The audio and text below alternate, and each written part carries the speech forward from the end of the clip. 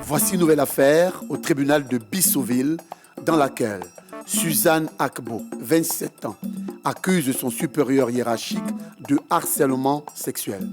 Il l'aurait obligé à des attouchements dans la salle d'archives de l'entreprise où ils travaillent tous deux. Elle a décidé de rompre le silence et de porter l'affaire au tribunal.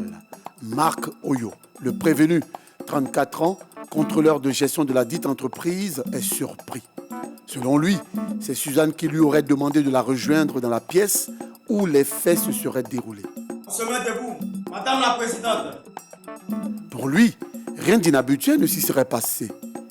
Mais quelle est donc la véritable nature de leur rapport?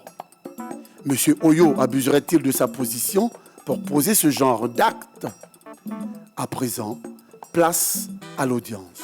Bien, nous sommes là aujourd'hui pour une plainte posée par Suzanne Akbo, je suppose que c'est vous, Oui, Madame la contre Présidente. Monsieur Marc Oyo, son responsable dans l'entreprise où tous deux travaillent, pour harcèlement sexuel.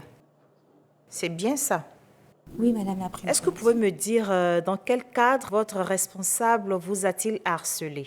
Alors, depuis mon arrivée dans l'entreprise, Monsieur Marc Oyo, ici présent, n'a pas cessé de me faire la cour et de me faire les yeux doux. Et oui. Une fois, nous étions dans son bureau pour étudier sur un dossier et il a posé sa main sur la mienne en me disant tout simplement qu'elle était belle et sublime. Et figurez-vous qu'il ne s'est pas arrêté là. Il allait jusqu'à me taper sur les fesses. Monsieur Marc Oyo, avez-vous l'habitude d'avoir les mains baladeuses comme ça sur vos collègues femmes? Madame la Présidente, la plupart du temps, j'ai les mains dans la poche. Et je sais bien les discipliner d'ailleurs. Alors, mais pourquoi la plaignante vous accuse de les avoir laissés traîner? Madame la Présidente, je crois qu'ici, c'est moi qui devrais porter plainte contre ma collègue Suzanne Akbo, ici présente. Parce que c'est moi qu'elle a invitée à la rejoindre dans la salle des archives et à tenter de me séduire. Mensonge. Mensonge. Madame la Présidente, comme je vous l'ai signifié, j'ai fait fi de tout ce qu'il faisait durant mon séjour à l'entreprise. Pendant tout ce temps, je me suis tue. Je n'ai pas parlé. Mais le monsieur Marc Oyo a insisté. Il a persisté, il a même été grossier des fois. Une fois, nous nous sommes rencontrés dans les vestiaires. Il m'a demandé un dîner après le boulot. Chose bien sûr que j'ai refusée, car c'est sa technique à lui. Il a même essayé avec une de mes collègues qui, elle, a succombé. Ça, c'est plus les mêmes baladeuses. Ça, c'est les mêmes persistantes. Monsieur Wanderma, je ne me souviens pas vous avoir cédé mon fauteuil. Je vous prie de garder vos commentaires au chaud dans votre gosier. Alors, vos mains ne sont certes pas baladeuses, mais plutôt entreprenantes. Vous aviez une ex-petite amie dans la même société. L'aviez-vous harcelée de la même façon également? Madame la Présidente, je tiens à signifier que la plaignante ici présente s'est déjà mise presque à nu en face de moi. Alors si j'avais vraiment les mains baladeuses comme vous le dites, ou je dirais plutôt les mains entreprenantes, elle serait déjà enceinte. Piètre prétentieux. Prétentieux va. Vous pouvez enceinter, vous. Monsieur Marc Oyo, vous pouvez me dire dans quelles circonstances votre collègue s'est dénudé pour vous? Était-ce pour vous aguicher? Alors, Madame la Présidente, ma collègue ici présente m'a demandé de la rejoindre dans la salle des archives. Naturellement, pour l'aider à rechercher un document pressant dont je m'étais occupé. Alors, j'ai répondu naturellement favorablement à sa demande, sans me poser aucune idée, aucune question, j'allais dire. Alors, je me suis rendu dans la salle des archives. Elle y était déjà, occupée à une des étagères. Et tout à coup, soudain, brusquement, j'allais dire subitement d'ailleurs, elle s'est approchée de moi. Elle a enlevé les boutons de son chemisier et a commencé à me faire des baisers et à me caresser. Oh Seigneur. Elle a continué jusqu'à ce que l'archiviste fasse son entrée dans la salle. Oh Seigneur. Alors après son entrée, elle est partie et a commencé à proclamer un peu partout que je l'avais harcelée, Madame la Présidente. Mensonge. Mais attendez, vous êtes un scénariste, vous. Franchement, Madame la Présidente, c'est plutôt lui qui s'est jeté sur moi. Monsieur Makoyo, la façon dont vous relatez les faits, j'ai l'impression que vous avez bien apprécié ce qui s'était passé. Madame la Présidente, on ne dirait pas que j'ai bien apprécié, mais je suis un homme. La chair, elle est faible. J'appelle ici votre témoin à la barre, l'archiviste qui a suivi toute la scène. Parce que là, maintenant, on se retrouve dans une situation où c'est l'accusé qui était harcelé dans la salle des archives, mais qui a apprécié parce qu'il est un homme. C'est bien ça. Vous venez de dire la chair est faible. Oui, Madame la Présidente, c'est tout à fait normal. Je suis un homme en face d'un harcèlement venant d'une femme de l'entreprise.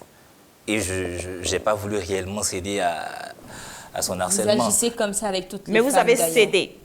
Je ne dirais pas que j'ai réellement cédé, mais bon, quelque chose est arrivé en tout cas. Merci.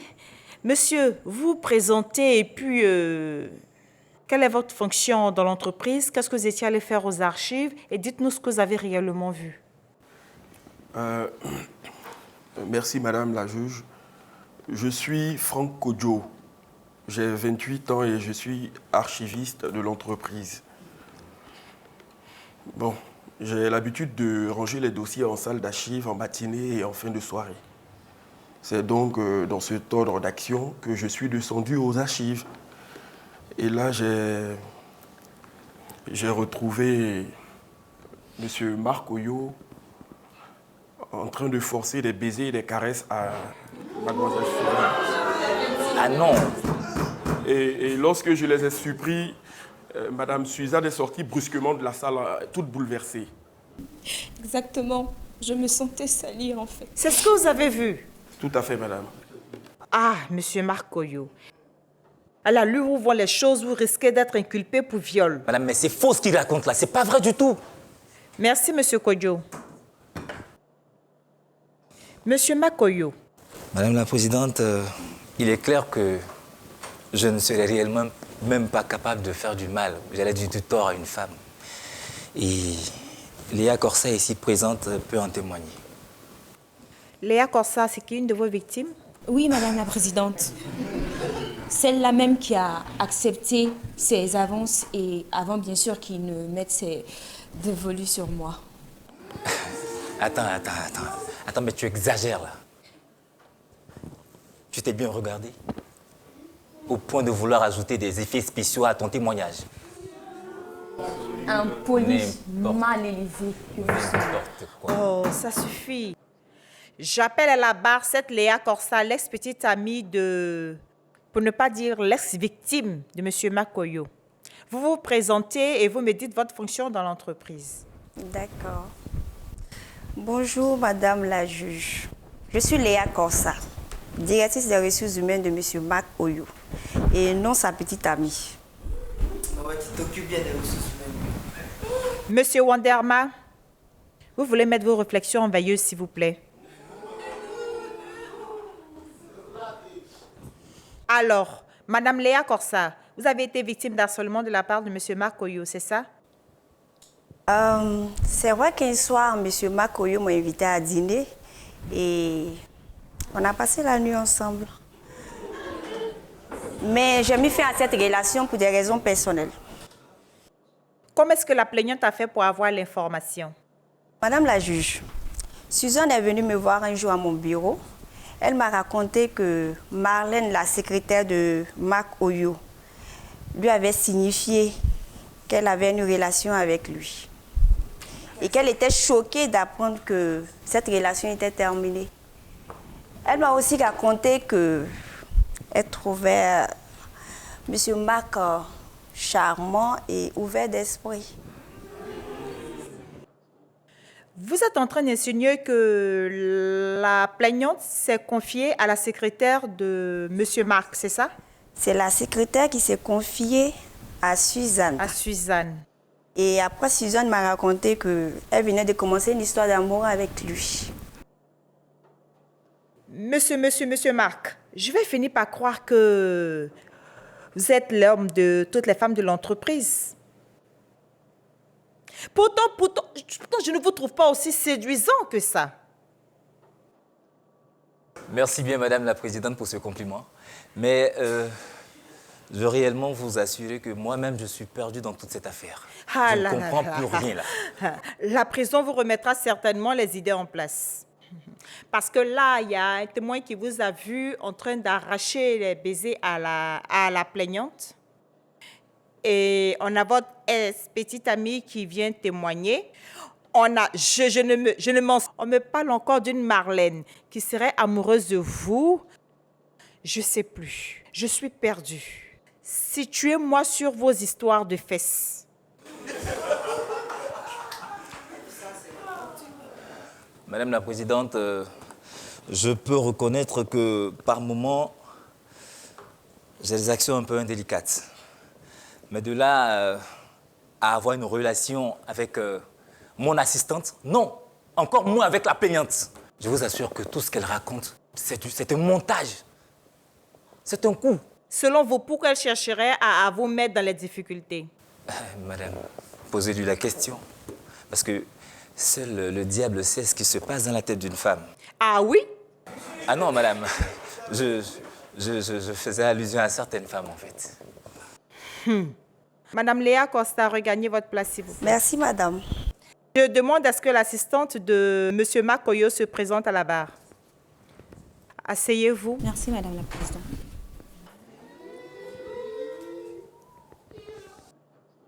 Merci, Madame la Présidente. Vous êtes venu pour enflammer mon tribunal ce matin. J'avais voulu vous demander ce que votre nom vient chercher dans l'affaire, mais il n'y a pas besoin de se poser cette question. Ok, dites-nous. Qu'est-ce que vous savez de tout ce qui vient de se dire? Merci, Madame la Présidente. Je me présente d'abord. Je suis l'assistante personnelle de Monsieur Makoyo.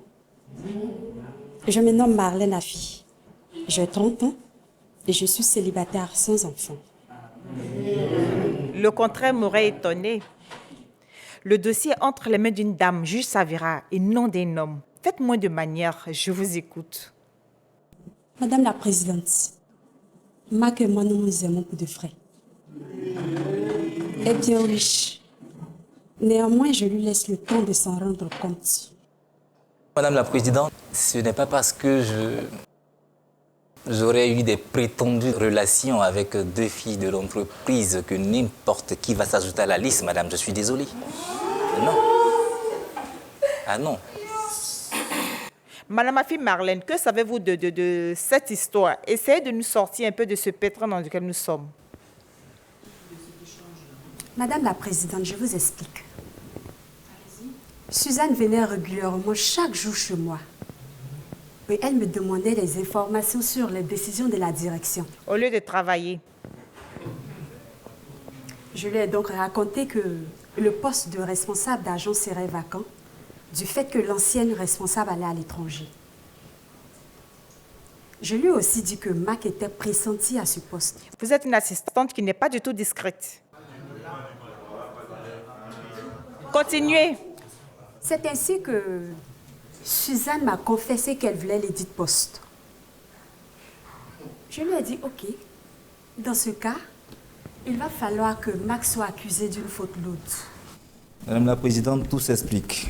Monsieur Makoyo, je vous dirais que je pense ce qu'elle dit avec des pincettes parce qu'elle a avoué tout à l'heure vous aimer. Donc elle serait prête à tout pour vous. Ne criez pas, dites victoire, hein?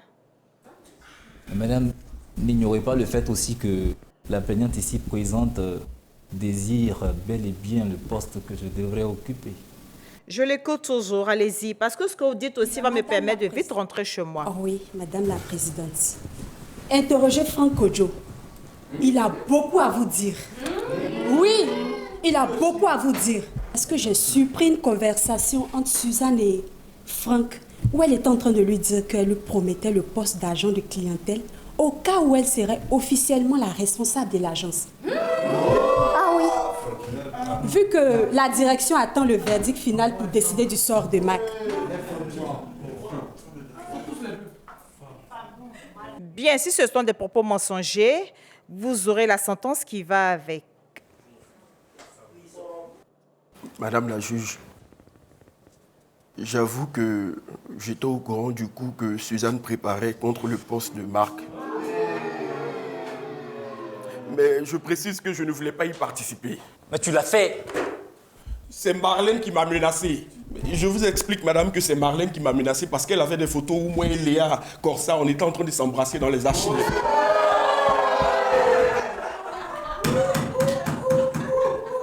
Avec Léa Corsa. Et elle m'a dit que si jamais le coup qu'elle préparait ne réussissait pas, elle allait publier cette photo-là sur le net. Donc j'ai accepté la proposition de Suzanne et on a fomenté le coup. J'ai dû faire un faux témoignage parce que je suis amoureux de Léa Corsa et c'était pour la... Oh! Mais je dis, pourquoi vous tenez à m'entraîner dans un puzzle?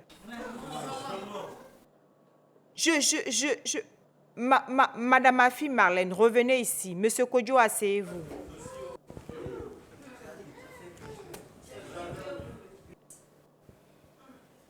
Madame la Présidente, en fait,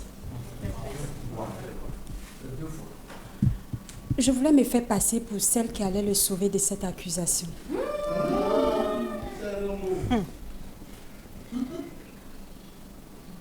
J'ai donc convaincu Franck de suivre Suzanne dans son jeu. Attends, mais tu as pensé aux conséquences là? Mais Madame la Présidente, je n'admettrai pas qu'il soit condamné pour harcèlement. Non, Madame. C'est-à-dire que Madame Afi Marlène, ah j'oubliais, vous aviez dit que vous êtes célibataire sans enfant. Mademoiselle Afi, vous avez eu la chance que je suis de bonne humeur et que votre histoire m'amuse. Sinon, je vous aurais envoyé croupi en prison pour faux témoignage. C'est-à-dire que vous acceptez de comploter, de rentrer dans les intrigues contre une personne pour vous faire voir, pour bien paraître dans mon audience ici. Vous pensez que je n'ai que ça à faire? Vous le pensez? Si vous avez le temps d'aller vous faire des coiffures d'arc-en-ciel, eh bien, nous ne sommes pas là pour ça. Madame la Présidente, j'avoue que j'ai toujours aimé mon patron. Je suis amoureuse de lui.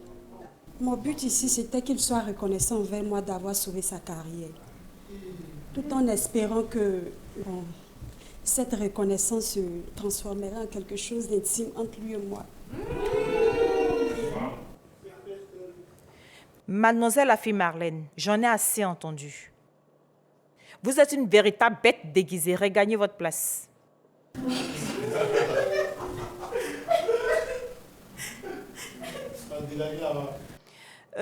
Mademoiselle Suzanne Agbo, venez.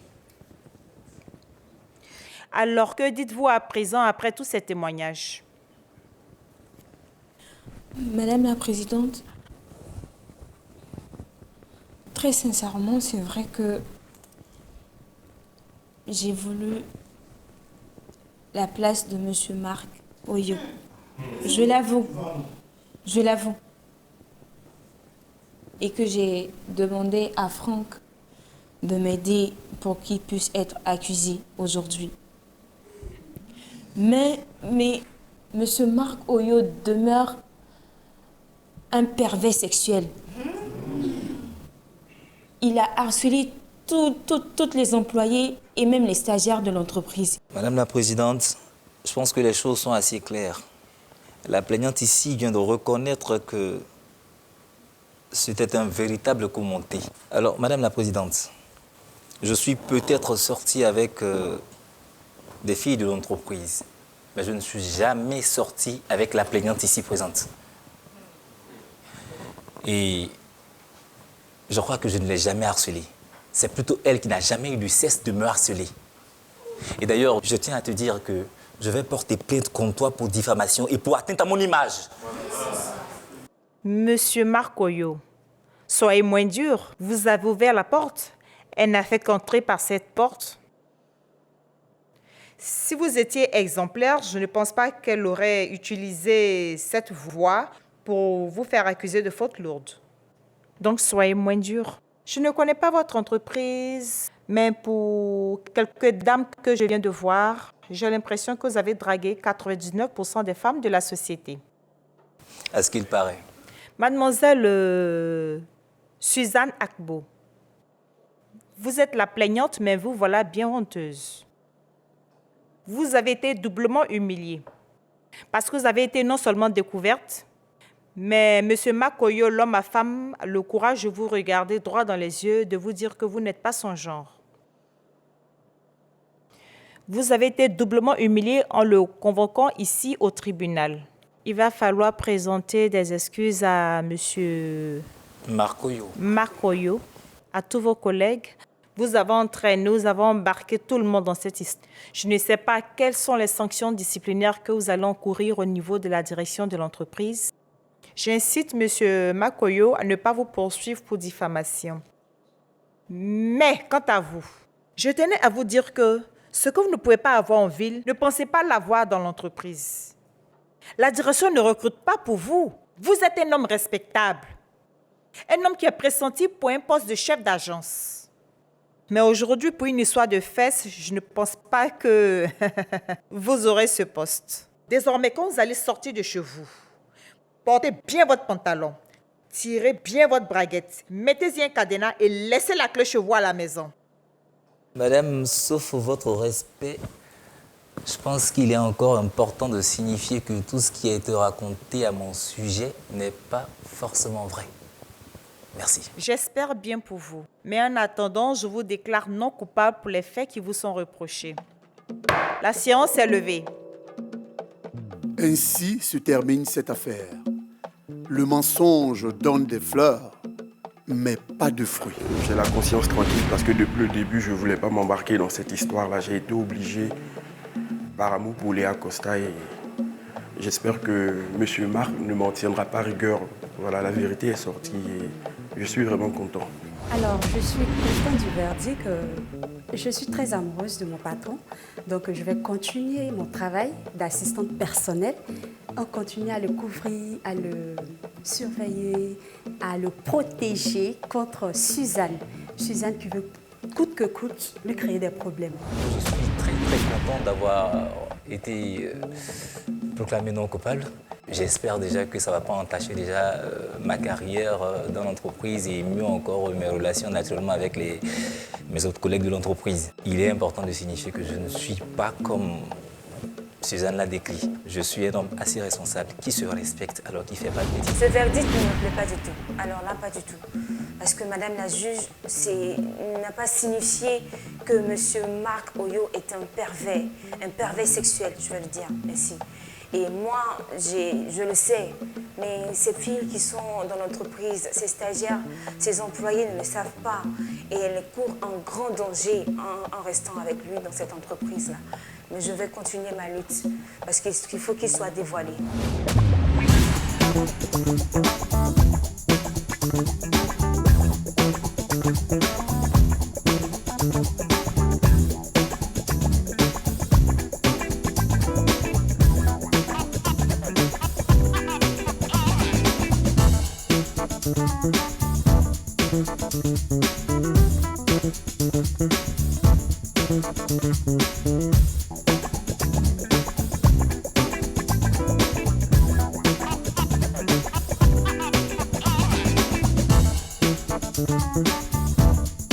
Thank you.